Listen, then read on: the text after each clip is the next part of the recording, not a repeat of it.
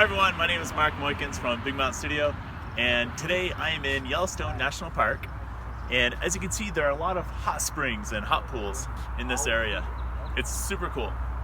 And over here we have some geothermal vents that were created from an earthquake back in 1959. Alright, so keep watching and I hope you enjoy this next video. Bye. Hi everyone, my name is Mark Moykins from Big Mountain Studio. If you're interested in iOS development, consider subscribing and clicking that bell icon down below to get notified when new videos about iOS development come out.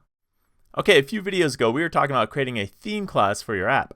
I mentioned if anyone was interested in how to support theme switching, in which you have multiple themes that you can switch between, then I'd make a video on it. And here it is. In this video you'll learn how to go beyond just one theme for your app and how to support multiple themes and give the user a way to switch between them. Okay, so here's an example of what we're going to build. We have an app that we've been working on called the Itinerary app, and I added this navigation bar up here with a button, so we can just click on it and go into like a settings page. And from here we can turn off the light theme and it goes to a dark theme, and when we go back it refreshes and shows the dark theme instead. And then you're also going to learn how we can persist this theme. So if we close this app and open it back up again, it'll restore the last theme that we used. Now, if you haven't seen the video on creating app themes yet, then I recommend you watch that one first, because I'm continuing off the work I did in this video. So watch this video first and then come back and watch how to do theme switching. Okay, so first let me explain to you the basic idea. I want a globally accessible theme class that holds my current theme. When the app starts, I just set what the current theme will be. We will have two themes in our app, a light theme and a dark theme.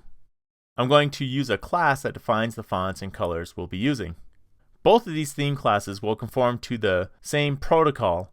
By conforming to the same protocol, we'll have certainty that all the required theme properties will be implemented by every theme class that we create. Now in this app, we're only going to create two theme classes, but you can theoretically create endless amounts of theme classes. Okay, our globally accessible theme class will have a property that has the same type as the theme protocol. So any theme class that conforms to this protocol can be a valid theme for our app. Okay, we're going to go into a copy of the project that I've been using that has an existing theme already. Then we're going to expand it so the app will have two themes, a light theme and a dark theme. And then we'll create a screen that allows the user to switch themes. Okay, so we're in our project. And like I said, this is actually a copy of the Itinerary app that we've been building, because I'm not going to continue with this project. This theme switching isn't a requirement for the Itinerary app, so I'm just going to start with a copy and then go from there. Now, I talked about having a protocol that defines our theme. So let's start by creating that protocol first. And I think what I'll do is create a folder and put all of our theme files in this folder. Okay, including this file. Now I want to create a theme protocol, so I'm just going to right click here, new file. It's going to be a Swift file. Okay, I'm going to change this to UIKit because we do have colors, and UI color is defined in UIKit, so I'll need UIKit.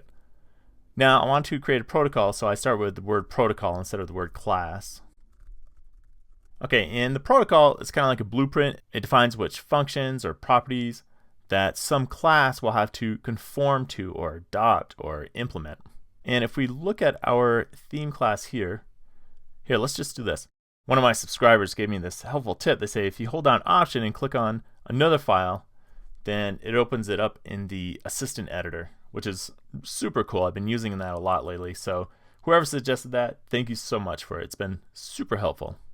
Okay, so I need a property for the main font, accent, background, and tint. And you know, I noticed something right away here that I don't know why I did this. It's kind of inconsistent. But you notice these two properties have capital letters instead of lowercase letters. And I think part of the problem is because of my job, our naming convention is different because we use C#. We use Xamarin and we build cross-platform apps. So I think that might have been what happened. But let me go ahead and rename these real quick. And I'm just going to use a lowercase letter here for background and tint.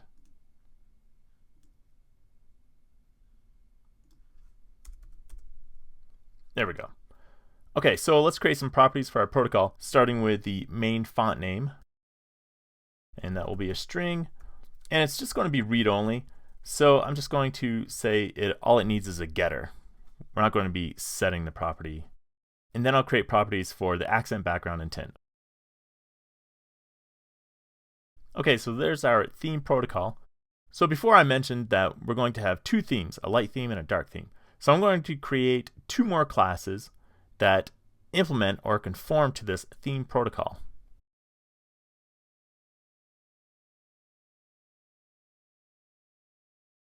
Alright, so let's start with our light theme first. Again, we're going to be using colors, so I need to change this to UI kit. And this is our light theme. Now, remember I said I wanted to conform this class to use the theme protocol, so we're going to do that. Theme protocol right there. And that basically just says that this class has to implement all of these properties or functions that are defined in this theme protocol. And you'll notice right here it says light theme does not conform to the protocol yet. So let's see if we can fix that. Okay, so it created some stubs for us. Now we just have to define or set these properties of what they're going to be, right? So I'm just going to say equals, and this is a string. And for this, let's just go back to our original theme that we have here. We're just going to use this value for our font. And let me just clean this up here a little bit. Okay, now here we can define our colors. We already have colors in our color assets here for the accent, background, and tint. So we're going to use those colors for our light theme since it's already established. So I think what I will do is go into our original theme and let's just grab those colors here.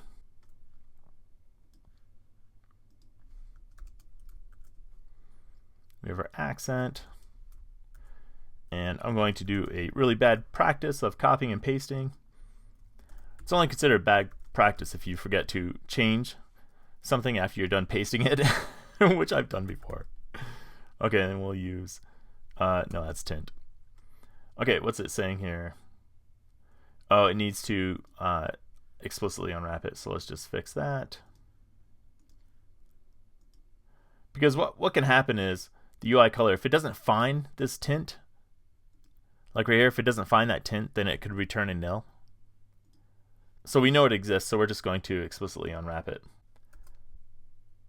There we go. I just got to build it to make that error go away. Okay, good. So now we have our light theme class set. Now we're going to do something similar with our dark theme. So let's just copy that. Go into our dark theme. This has to be UI kit again. And I'm going to just change some of these around here. Oh, see, this is the problem with copying and pasting. It's only bad if you forget to change something after you're done pasting it. Okay, so this is our dark theme. I think we'll keep the tint the same, but we'll just switch around the accent and the background. So let me just paste that here, and this will become the accent color. So basically our background is going to be this lighter accent color, and our accent will be the background color. Okay, so we have our theme classes, but we're not using them yet.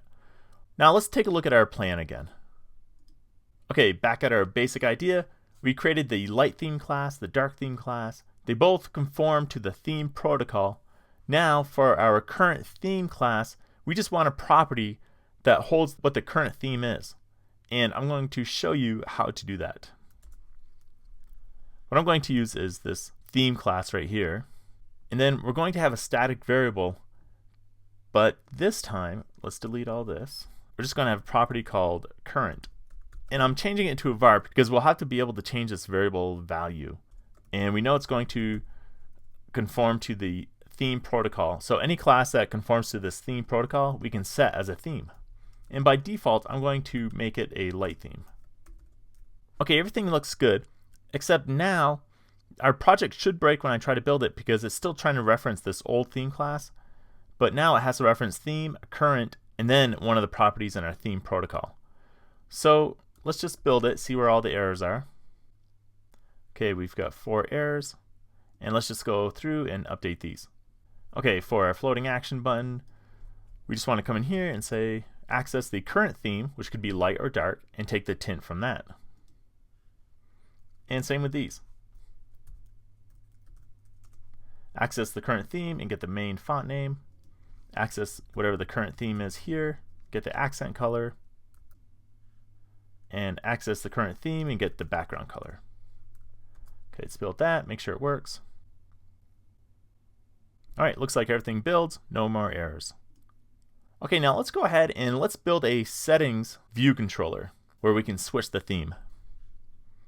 So I think what I'll do is I'll start with the trips view controller. And in our demo app, we had a navigation controller, right? So what I'm going to do is I'm just going to select the scene here by clicking this bar up here, or clicking the view controller. And then I want to embed that in a navigation controller. So I can just come to Editor, Embed in, Navigation Controller. There we go. And now we want a button up here in our navigation controller. So let's just expand this pane over here.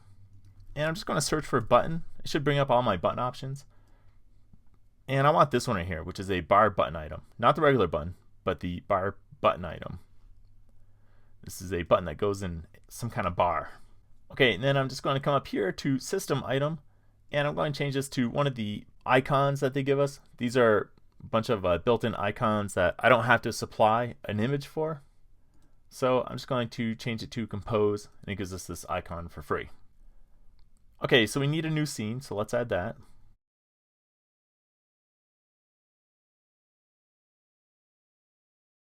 Okay, and then we need to navigate to it, so I'm just going to right click on that button and drag it over to this new view controller and say show. Okay, so this scene right here, this is going to be our settings scene. And if you want, you can give that nav bar a title. We just have to click on the view controller and go to title right here. Just add the word settings and it should show up there. All right, now we need some controls. So let's see, we need a label and we need a switcher.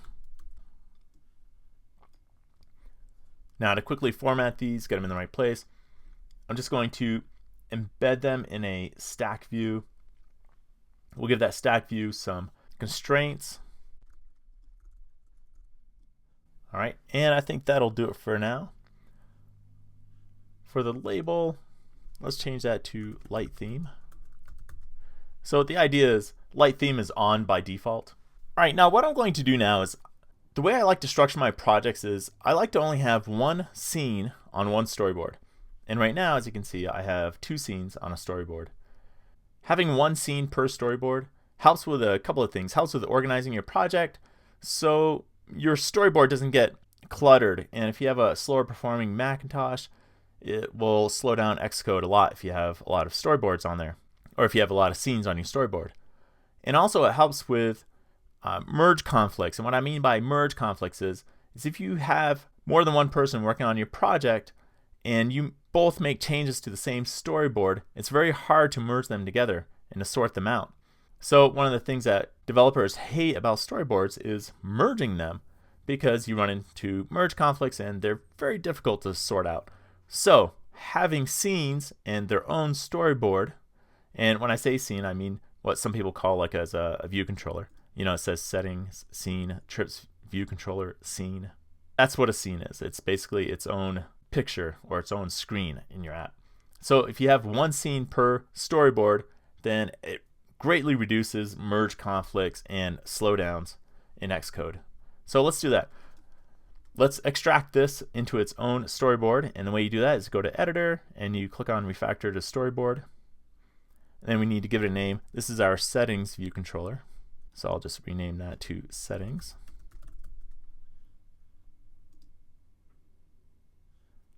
And there we go. It extracted it into its own view controller.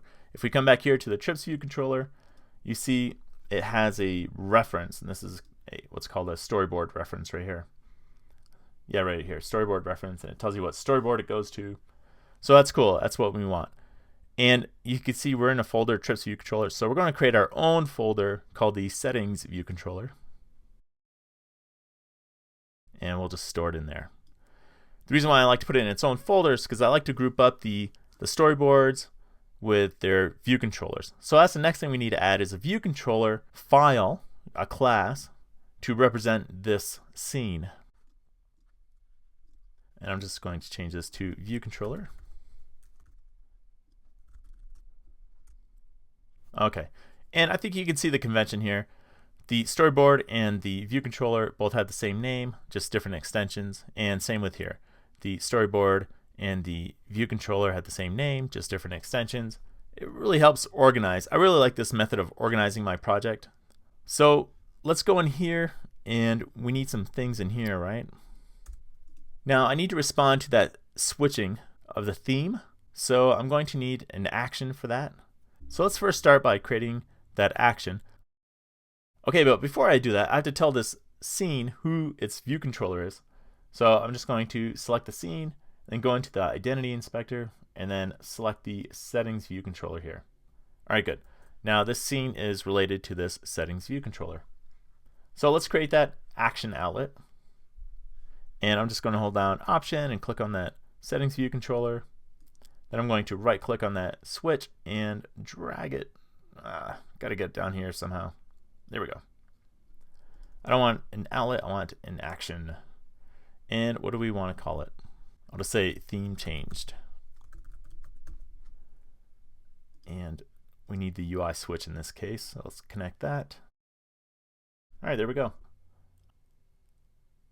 Okay, so the first thing I need to do is take a look at that switch, and if it's on, then I'm going to set the current theme to the light theme, and if it's off, I'm going to set the current theme to the dark theme.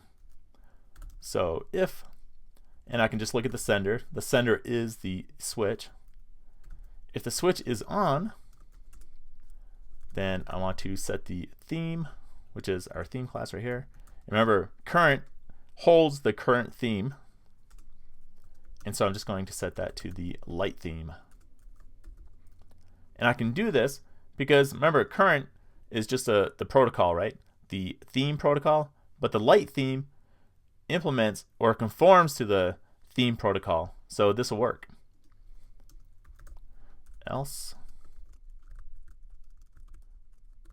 All right, there we go. So let's run that and see if that works.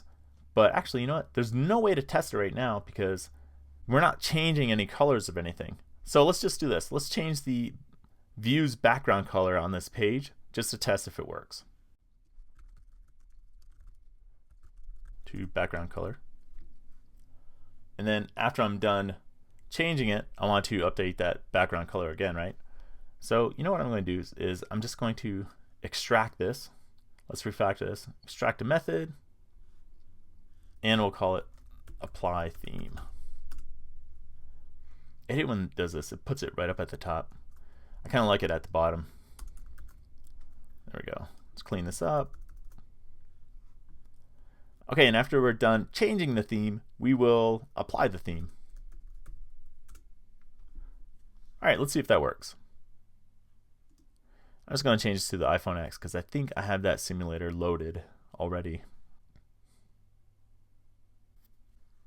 All right, so we go to our settings, and you can see the background is at kind of like that light gray color. And we change to dark, and it changes it. All right, that looks good. Except, you know what? The text is kind of hard to read when the background goes dark. So you know what we're going to do is we're going to add another property to our theme for text color. So let's start with changing our protocol. And for text color, I'll just add it up here. And I'm just going to call it text color because that's the name of the property for labels. All right. Now if we come to like the light theme, it should give us an error and say, hey, there's a property that's not implemented. Maybe we have to build it first. Yeah, there we go. Light theme does not conform to the theme protocol. That's because it's missing the text color. So let's add that. Then we need to give it a default color. So I think in this case, when it's the light theme, I think black is fine. Okay. And for the dark theme, we want a lighter color for it. Maybe just white. Okay, let's try that and see how it goes.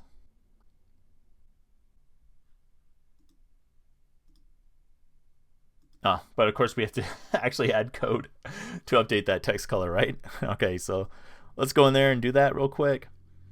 Now, of course, what I will need is an outlet for that label. So I'm going to hold down Option, click on the view controller, click on that label, and drag it in there. Okay, we have our label, and I'm going to add it to the apply theme. There we go. All right, let's try it now.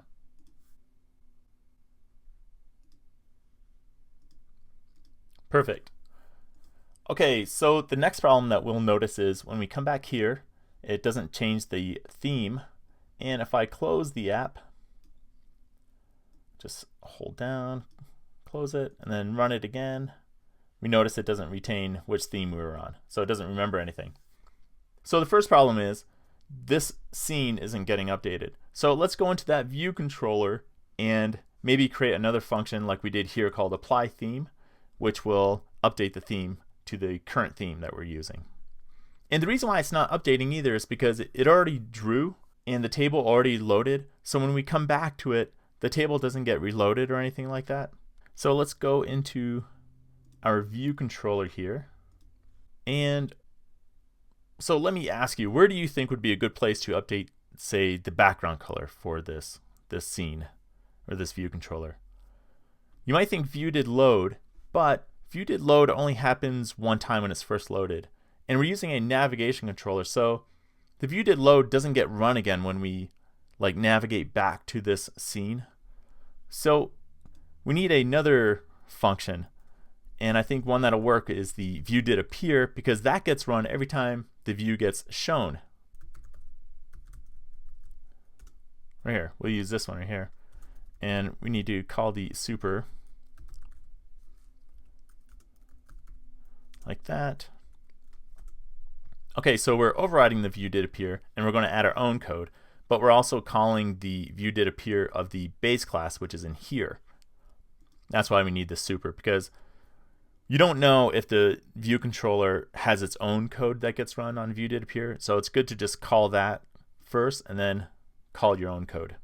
So let's update our background like that. And now if we run it, we should notice the background get updated. So we come in, we change it to the dark theme, we come by, and yeah, the background gets updated. But the cells don't get updated because our table isn't refreshed, and because we didn't add any code into the cell formatting code. And the cell has its own class that represents it. So what we'll need to do is go into there and update that code. So let's just go into here. And as you can see here, this is where the font gets set, the background color gets set here. So we don't really need to update these colors except for maybe the text color, because we're not setting the text color here. So we'll do that. So really what we need to do is, since this is already in here, is we just need to refresh this table view again. So let's try something first.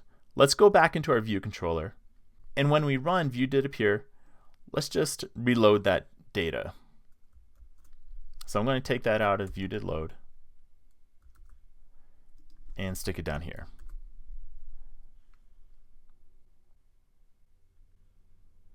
Okay, we'll go in, switch it to dark theme, come back, and it gets run, but this code here doesn't get refreshed. So I'm going to make a couple changes here. First of all, when I refresh, I know setup gets called, so I'm actually going to move this formatting code into the setup, so that gets called again. And then we know we need to set the label text color, right? So we have to add that code. And then when we come in here, when the view did appear happens, we want to reload the data. Now this isn't really optimum because it's going to reload the data whether the theme changed or not, but we're going to handle that next. Let's just test it and make sure our colors are getting updated. Okay, now I'm updating the text color, right? And for the light theme, our default text color is black.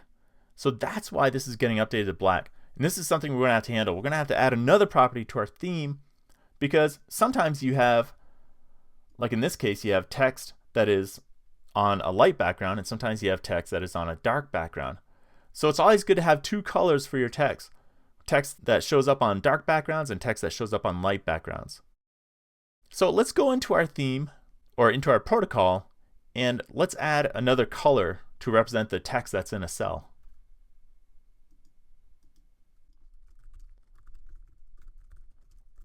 And I'm just going to call it text color in cell.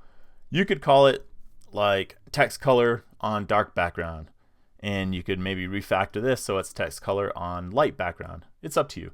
But for our very small app right now, I'm just going to call it text color in cell. Okay, now we'll have to conform to this new protocol here. And you notice my autocomplete isn't working right now. And I think that's because we basically just have to build first. Okay, let's try it now. Yeah, there we go. And let's see, this is text color in cell for the light theme, and it's going to be like a white color, right? Yeah, it's kind of like the inverse of this color. If we go into our dark theme, here, let's just do this. Let's copy this.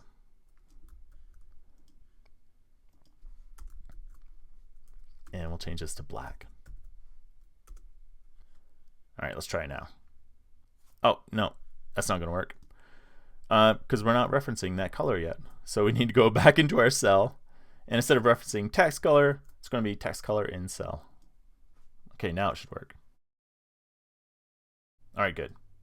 And we come here, we go to dark theme, we come back, it refreshes, and perfect. You know, one of the things that I don't like is this line right here. And I'm going to update that real quick. If we go into the storyboard, and we click on the table view, let's look at the properties here. It's called a separator. So let's change that separator to none to get rid of it. Because we're using card styles, and we don't really need separators to tell us when it goes from one cell to another. Okay, everything is looking good. Now, one of the last things we have to handle is we have to persist which theme we're on. So when we close the app and come back in, it has to know which theme we're going to be using. And we're going to use the app delegate for that. Well, first of all, the app delegate is just basically going to set the theme. So it's going to find out which theme is being stored, and we're going to use UserDefaults for that. UserDefaults is something that allows you to store information on the phone. And we want to use this function right here, did finish launching with options. This gets run every time you start the app. And we're going to set the current theme. So we'll just say theme.current equals, and then we'll access our user defaults. And we want to access the standard user defaults. So we haven't stored anything in here yet. So maybe what we'll do is we'll store like a Boolean that basically tells us if it's true, use the light theme, and if it's false, use the dark theme. So I imagine something like this. We want a bool. We want to get back a bool from the user defaults, and we need a key, so I'll just call it light theme. And light theme will be true or false. And then once we get that, we'll look at the property and we'll say if it's true, and what I'm going to use here is what's called the ternary operator. So the first part of a ternary operator evaluates true or false, and the question mark says if it is true, then do this line of code. So I'm going to create a light theme like that, and then the colon says that's like the false part of the if statement. And if it's false, we'll say use the dark theme like that. Okay, now this is something interesting about user defaults, specifically using these functions to get data back out of user defaults. This key might not exist yet. We don't have an entry in user defaults when that app first starts. So what is it going to do? Is it going to return nil, true, or false? Well, it's going to return false. This bool doesn't return an optional, so it can't be nil. So it's either going to return true or false. And if it doesn't find it, it returns false by default. So if it returns false, it's going to set the dark theme, which the user hadn't set. So what we need to do first, before we can run this, is we have to see if this key even exists. And a way to do that is to use a different function to get that value, light theme, to see if it exists or not. We can't use Boolean because we know that doesn't return a nil. But what we can use is something else. Instead of bool, we can use object. Because object, notice that question mark next to any? That means it'll return a nil if it doesn't exist. And then I'm just going to check it and say, does it equal? Does it not equal nil? So if it doesn't equal nil, then go ahead and access it and set it. Otherwise, it's not going to set the current because the default that we set up is the light theme. All right, good. So we're reading from our user defaults, but now we need to write to our user defaults. So when the person is in the settings view and they change it from light to dark, well, we need to save whatever they changed it to the user defaults. Okay, now here's something that's interesting too. I taught you about the ternary operator, right? Let's go back and look at it again, app delegate.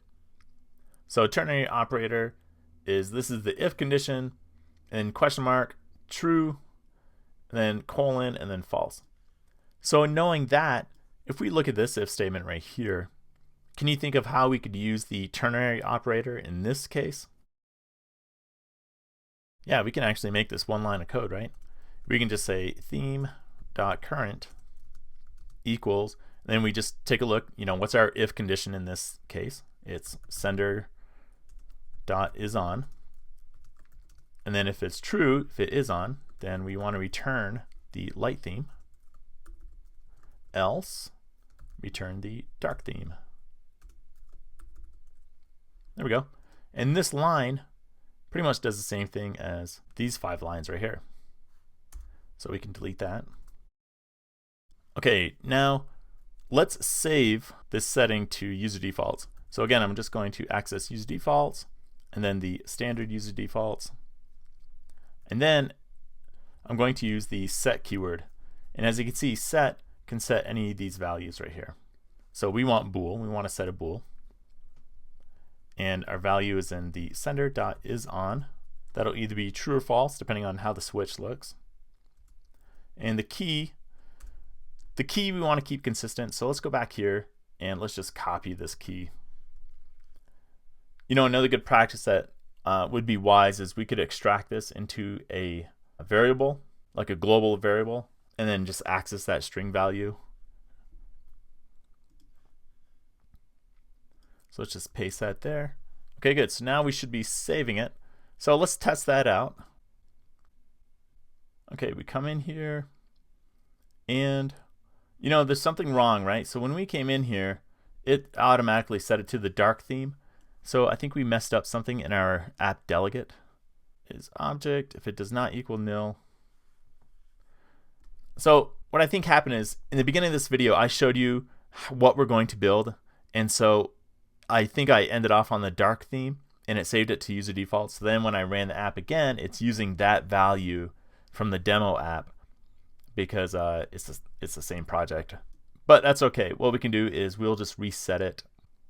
It's the dark theme. I come in here, make it dark, make it light again, come back.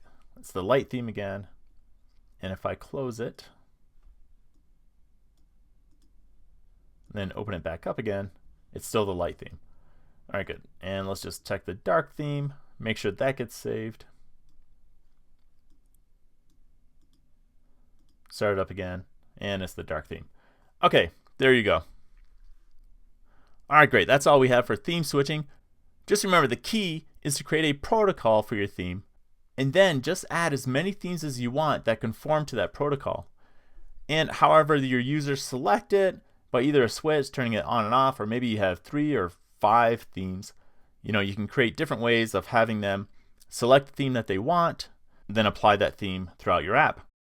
What I showed you here is one way that I've used before that seems to work well.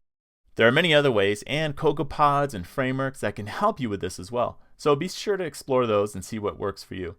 If you would like to share another method that you've used in the past or that you found on the internet, please feel free to share it with the rest of the viewers by leaving a comment down below. All right, thanks. If you enjoyed this video, give it a thumbs up. Consider sharing it with your friends on Facebook or Twitter. If you'd like to help out my channel, you can always supply a translation for the title and the description in your native language, and that will help people who live in your country find the video, or people who speak your language find the video too. Alright guys, thanks for watching.